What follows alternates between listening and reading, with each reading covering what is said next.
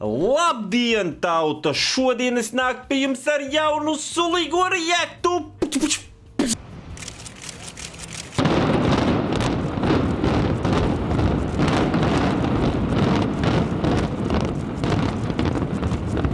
Nu ko, šodien būs turpinājums, sestā daļa, 5 neatklātie noziegumi, 5 neatklātie noziegumi, 5 neatklātie noziegumi, sorry for my Latvian, jeb atvainojiet par man latviešu valodu. Iepriekšējā video es skatījos, man patīk tas, ka komentāros jūs iesaistījāties, izteicāt savus viedokļus, tiešām krūti. Es daudz lasīju, pārlasīju, paldies visiem, kas iesaistījās, un arī šim video es mudinu jūs iesaistīties, aprakstā rakstīt, neaprakstā komentāros rakstīt, ko jūs domājat, kā jums liekas, kas notika šajās, un varbūt kāds atrisinājums jums liekas varētu būt šiem noziegumiem, slepkavībām un pazušanām un tam līdzīgi.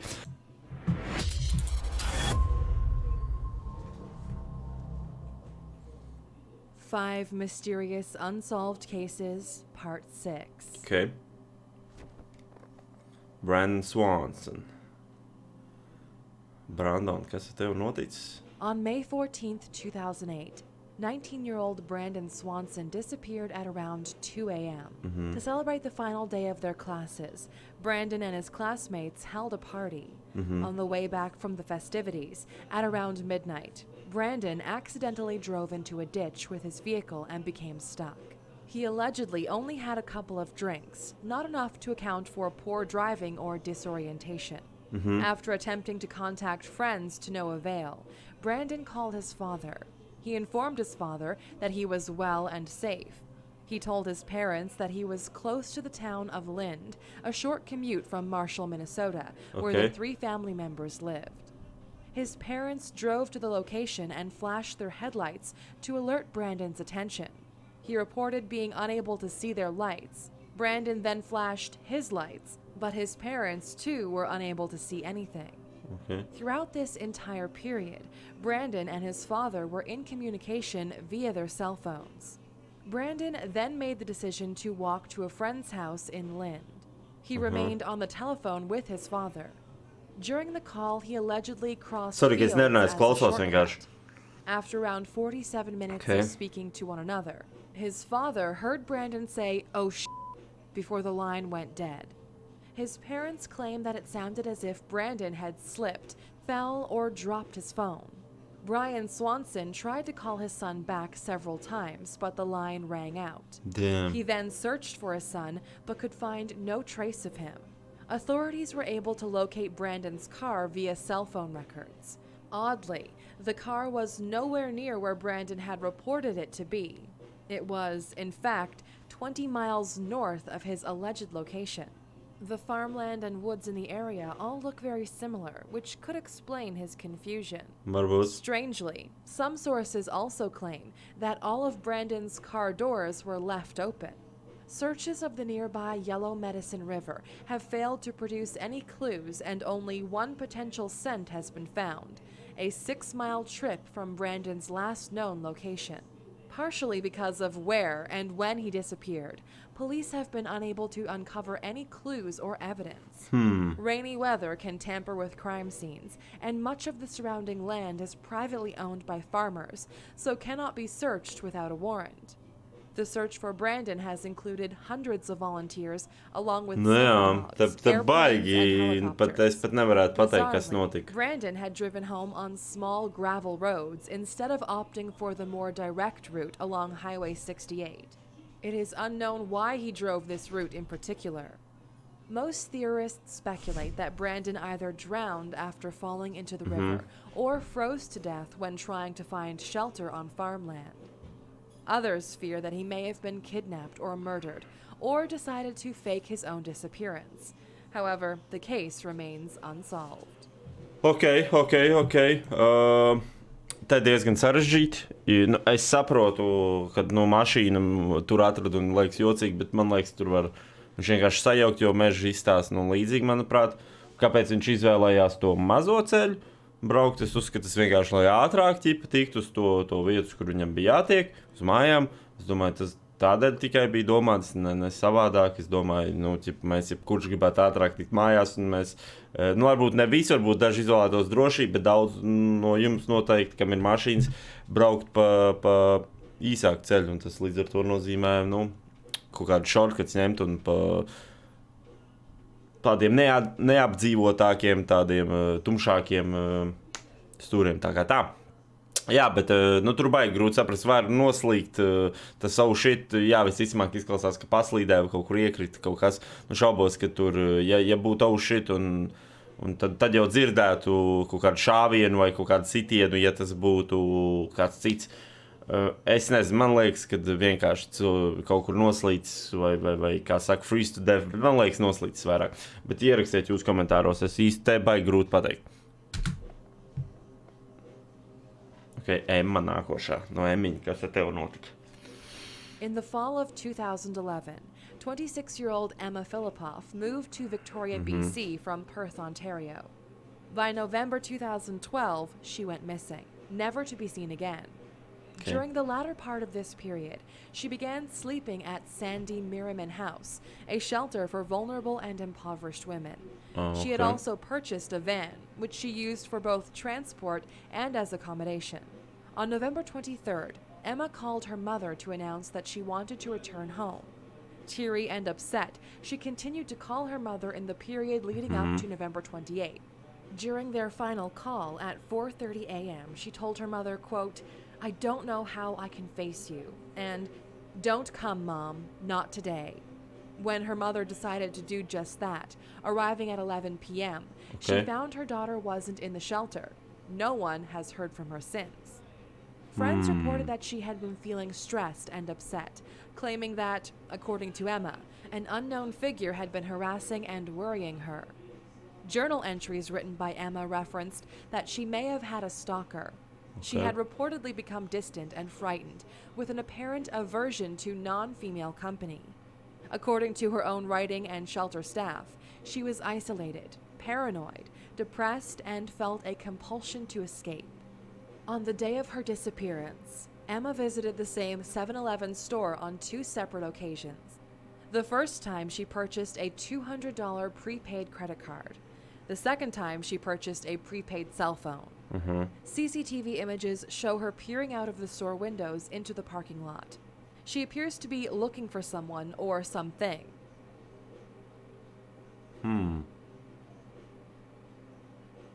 Jā, it kā kāds tur ir, mošk gaida kādu, mošk, ķipa tur ir tas stalkers, pa ko viņi runāja. CCTV from a YMCA in Victoria, shot 5 days before her disappearance, shows Emma entering and leaving the building multiple times within a 14-minute period. She looks as if she may be avoiding someone. Varbūt. Izstāst, ka jā, kad, ķipa, zini, paslēpties, ķipa. Ja tur mošs kāds ir cilvēks, kas viņu vēktē, un viņi domā, ka viņš aizies, viņš neiet prom. Vai mošs arī gaida kādu, ķipa, jo augsts ārā, tas ir abejādi. After calling a cab to pick her up from near the shelter, Emma asked to be driven to the airport. She then changed her mind, claiming to have insufficient money, asking instead to be dropped off in the exact same spot she was picked up.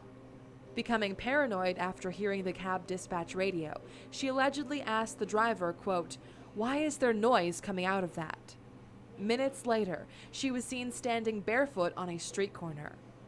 The acquaintance who spotted her, Dennis Quay, claimed that she was looking shifty and paranoid, and that she was constantly looking around her.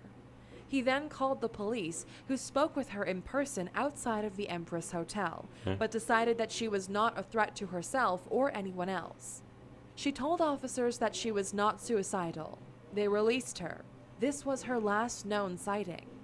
Her van was found in the parking lot of the Chateau Victoria Hotel and included many of her essential belongings, including her passport and laptop. 2 potential suspects are linked to the case. One man, a driver of a white van, attempted to use Emma's prepaid credit card at a gas station. He claimed to have found it by the side of the road.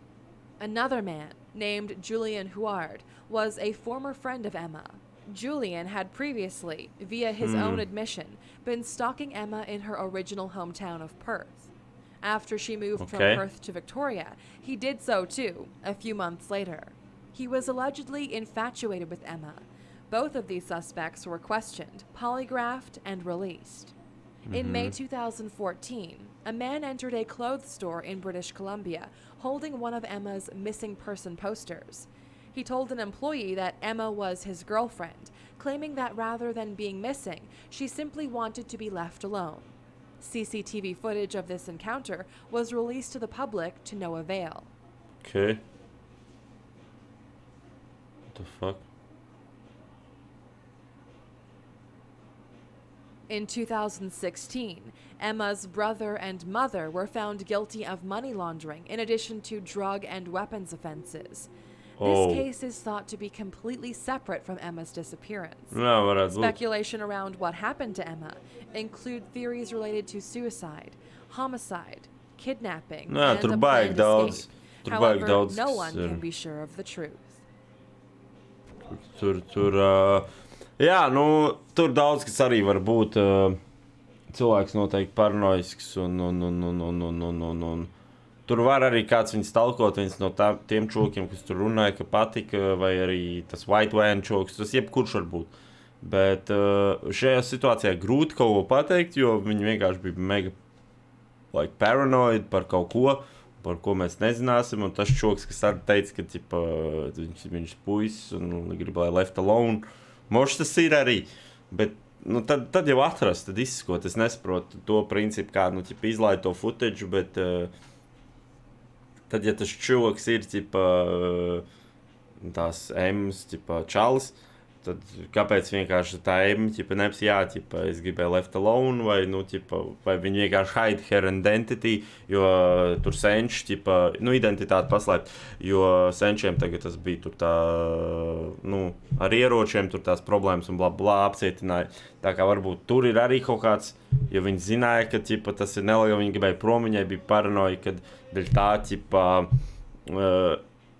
viņai sāksies problēmas, ķipa, nu, no citiem cilvēkiem, viņa likās, ka seko kāds viņai, bla. Tad varbūt tur ir tā lieta, kas varbūt arī lika viņai, ķipa, tā kā pazust un fake heroin, kā saka, pazušanu, ja vienkārši pazust un ķipa it kā kaut kas ar viņu noticis, bet viņa patiesībā ir dzīve. Tā kā jā, bet labi, skatāmies tālāk. Okay, Kenny's Beach. In 2014, experienced hiker Kenny Veach posted a comment on YouTube about a mysterious cave he'd found in the Nevada desert. He claimed that the cave... This ain't nothing. I'm a long-distance hiker. One time during one of my hikes out by Nellis Air Force Base, I found a hidden cave.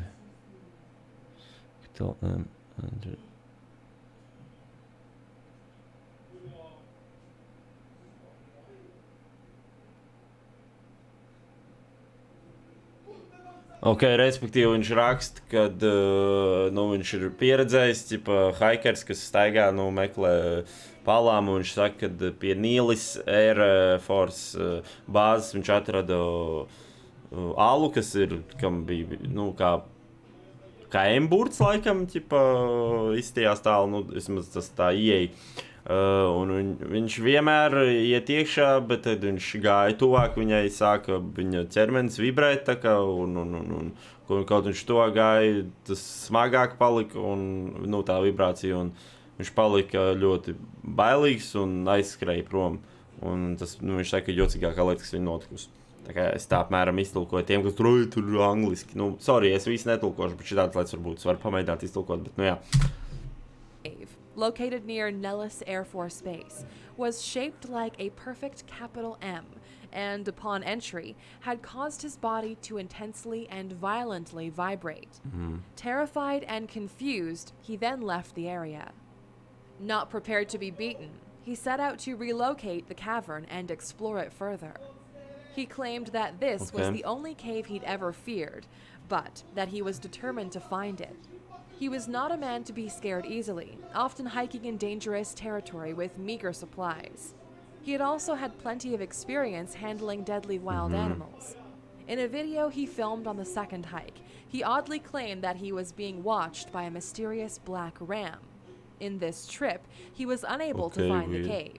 Wow. Fired up by YouTube users and his own sense of adventure, he decided to try again, this time arming himself with a gun.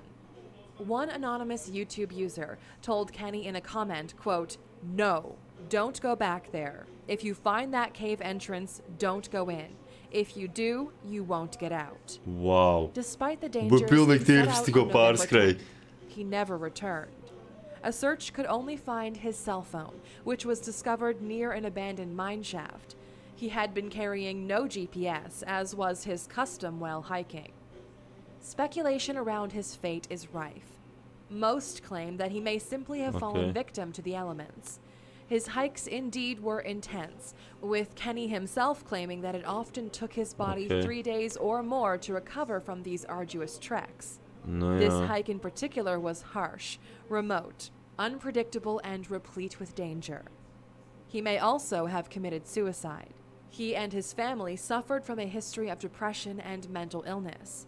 He had reportedly told his girlfriend that, if he decided to commit suicide, no one would be able to find him. Others speculate that he may have ran from his life to start afresh somewhere new. The most interesting speculation is based on Kenny's claims of the cave's effect on his body.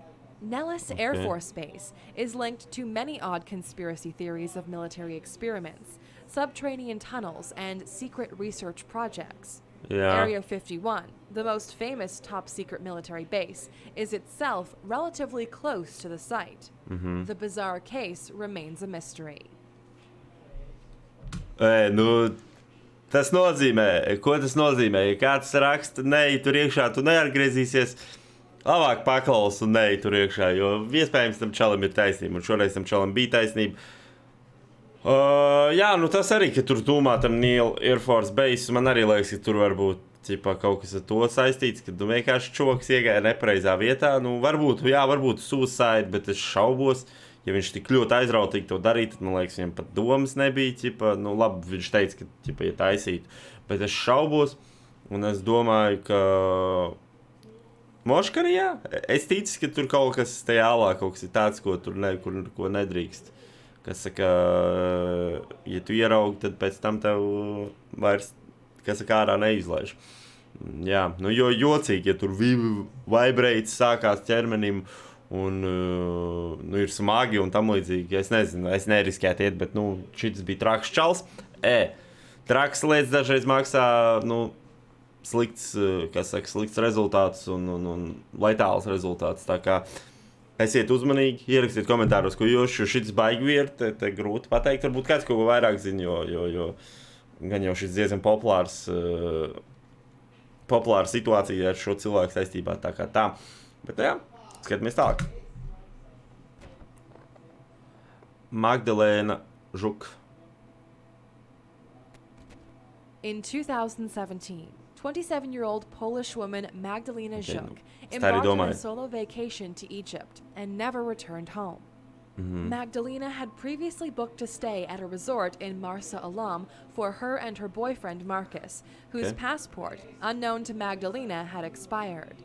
She therefore set off on April 25th to take the trip alone, after unsuccessfully attempting to sell the tickets over Facebook. From the beginning of the trip, she mysteriously sent odd messages to her family. These included questions such as, "Where are you?" and requests including, "Come to me." The messages were sent from the cell phone of Mahmoud K., an employee of a travel agency. Her own phone was switched off. Magdalena eventually called her family. While talking with her sister, she purportedly claimed that someone had put something in her drink and she was speaking incoherently. On Friday morning, just over 48 hours after her arrival, tourists found her unconscious in her hotel. Staff recorded her and sent the footage to her family. The video shows Magdalena curled up in a ball. Whoa. She was then taken to a local hospital. Upon arrival, one doctor claimed that they were unable to treat mental illness. Another later claimed that she would not leave the car, but footage shows her walking towards the hospital. However, she was not treated there. On Saturday, Magdalena was escorted by a hotel staff member to an airport. She was refused the right to board as she was considered to be too ill. Some reports claim that she was screaming, shouting, and taking off her clothes. Upon returning to the hotel, the staff would not allow her to check in. She could not find an alternate hotel. What the fuck? Staff from the original hotel then placed Magdalena on a video call with her boyfriend. In the video, Magdalena utters a number of strange and disturbing statements. Myszko, powiedz mi, co się stało. Skarbie, nie bój się, powiedz mi, co się stało, proszę cię. What the fuck? Madziu moja, aniołku, nie bój się, powiedz mi, co się dzieje. Powiedz mi, nic się nie bój. هنشوف هي لسه يعني لو كده هي مثلا صاحبها دول بيهديها ولا تكون غير لما اجي انا بكره فهي شكلها ايه ده اللي هو الفلوس فاكره ان هي مثلا هتعمل حاجه ولا اي حاجه. Skarbie, Maciek cię zabierze, dobrze? Rozumiesz? ماشي يا ولد. Skarbie, słuchasz mnie? No. Pamiętasz Maćka Solczaka? Tego z brodą? خلاص تمام ماشي. To on po ciebie przyjedzie. On będzie po ciebie rano. Okej. ربيك تاني معلش. Dobrze? ماشي يا كابتن خالد. Myszko?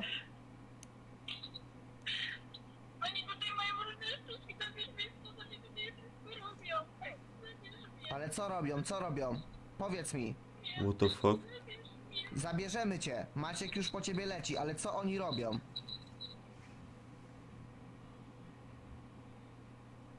Kochanie, nie bój się mówić. Słucham?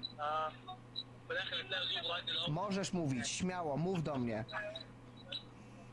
Mów do mnie, kochanie, i nie bój się. Myszko, ja będę miał na to dowód. Ja to mam nagrywane na drugim telefonie. Powiedz mi, co się tam stało. Nie bój się, tylko mi powiedz. Ja muszę to mieć Wow. nagrane. Kako si fucked up, jebite. Kochanie, ja jutro po ciebie będzie jutro po ciebie Maciek, tylko mi powiedz, co się stało. Tak weird. Co się stało? Powiedz mi, proszę cię. Słucham? Wrócisz stąd. Wrócisz. Kochanie, co się stało? Powiedz mi, co się stało. Nie mogę mówić, przepraszam. Musisz powiedzieć mi, skarbie, proszę What the cię. fuck? To nic nie da. Ale powiedz mi, ja to muszę wiedzieć. Ja to muszę wiedzieć, żeby cię chronić, rozumiesz? But ty weird, ty Proszę cię. creepy. After being questioned by her boyfriend further, Magdalena mysteriously utters the letter M as a response. The significance of this is unknown. The letter could refer to Marcus, her boyfriend, Mahmoud, Magdalena herself, or something else entirely. Stało. Mów.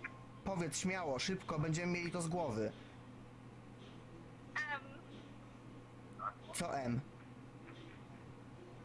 M. Co M? Kusurem. Powiedz mi, nie bój się. Popatrz się na mnie i mi powiedz. طيب ماركوس. Myszko. ماركوس. Cześć. Markus, halo, No, słucham. witam. Halo? Wydaje mi to strata czasu. Ja będę dzwonił teraz znowu do ambasady tutaj w Egipcie, dobrze? No dobrze, a możesz poprosić Magdę, żeby włączyła telefon? Magda, włączy telefon, bo Markus dzwoni się do ciebie. Włączy twój telefon po prostu. Daj teraz, okej, proszę. The staff Wow. then took Magdalena Wow. back to the hospital. She refused to be examined. Footage from the hospital shows her lying on the floor before attacking the people around her. Možeš going crazy vienkārši, es nezinu, nu, baigi weird, kad man visi grib palīdzēt, viņš ir going crazy. Ja, nu, traki, man liekas, kaut kas aizgāja ciet cilvēkiem.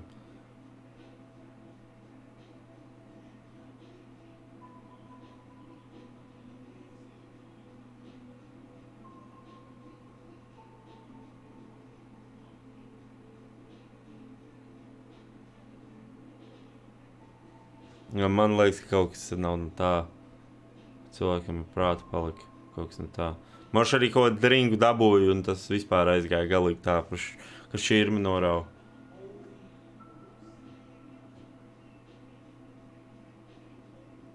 She was then taken to a room and tied to a bed.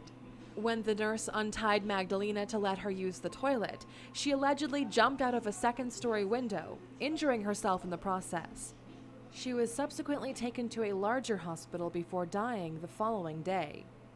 The case is considered to be a murder in Poland, but a suicide in Egypt.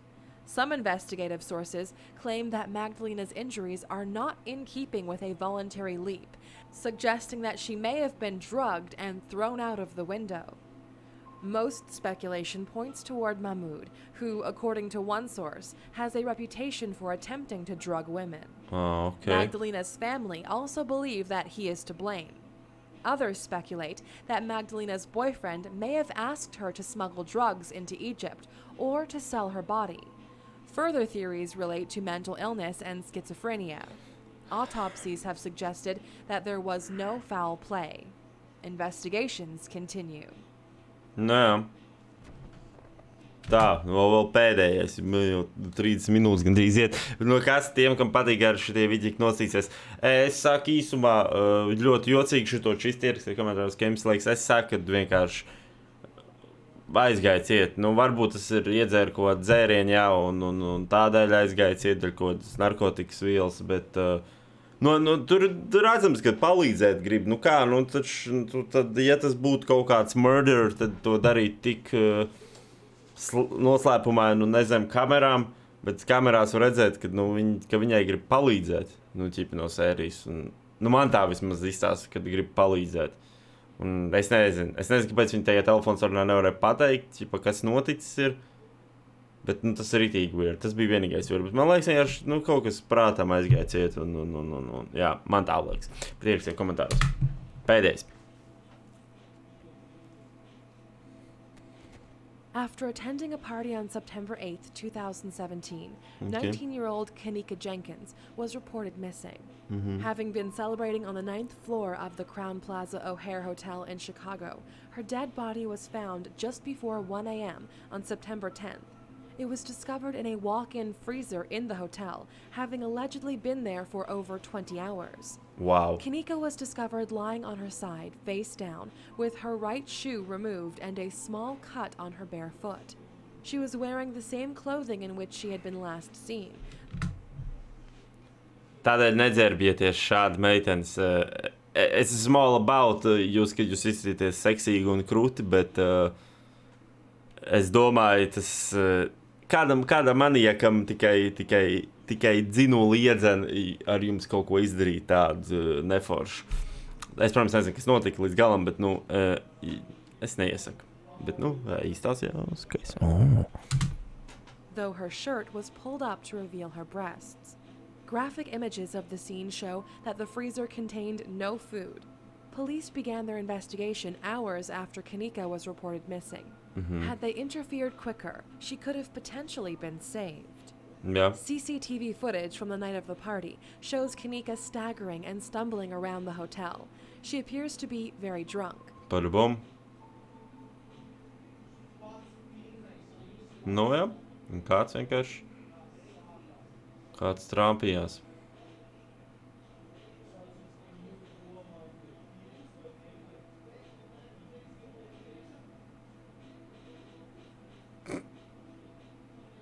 Sorry, likās redzīgi.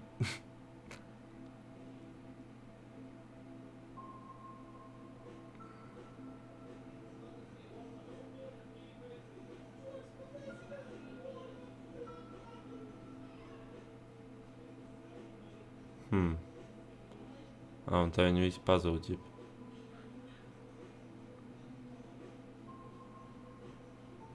Though police have been working on the speculation that Kanika walked into the freezer of her own accord, her family believe that she may have been sexually assaulted and murdered. The freezer is located in a part of the hotel which is undergoing reconstruction, meaning that she had no reason to be there.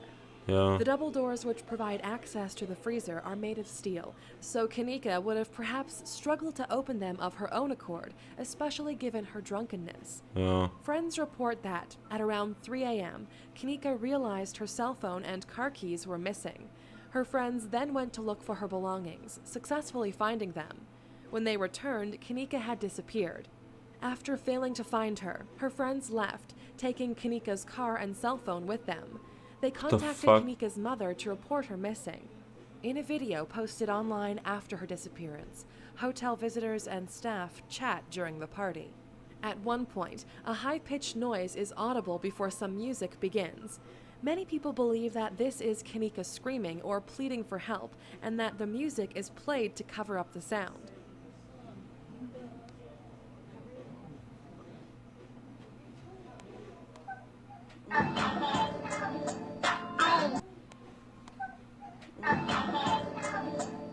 Moškarī.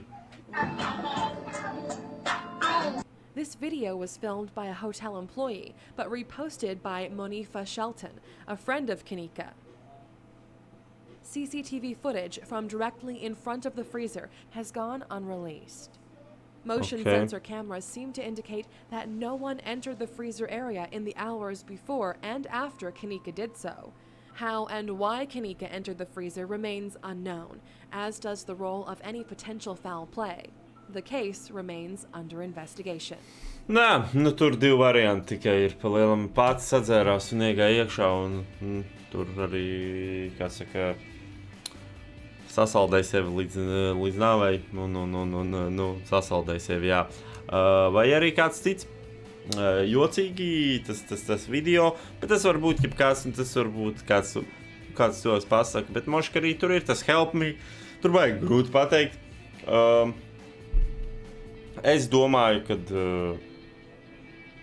varbūt kāds cits, bet tajā pašā laikā es teiktu, ka var arī patiet. Nu, es ticu, ka kāds cits, jo tāds apģērbs, kā viņa apģērbās, tur, grūti kādam pervertam, creepam neizdarīt, kaut ko neizmantot, ir īpaši ja šī meitene bija tik iereibusi, tik piedzērusies, tā kā jā. Bet tas ir arī viss. Es, protams, nospiedīšu laiku, krūts vidīgs. Ja jums patika, jūs jau ziniet, nospiediet laiku, nošērojiet, un, protams, es nezinu, ja būs vēl iznāks šie, mēs, protams, turpināsim, bet pagaidām šī ir pēdējā daļa, tad tiešām nospiediet laiku un parādiet supportu, kad jūs skatījušos, un iepriekšējās daļas būs aprakstā playlist, links nostieties, un jā, nostieties pārējās daļas. Tā kā tā. Labi, paldies, skatījās, tiekamies vēlāk. Puss!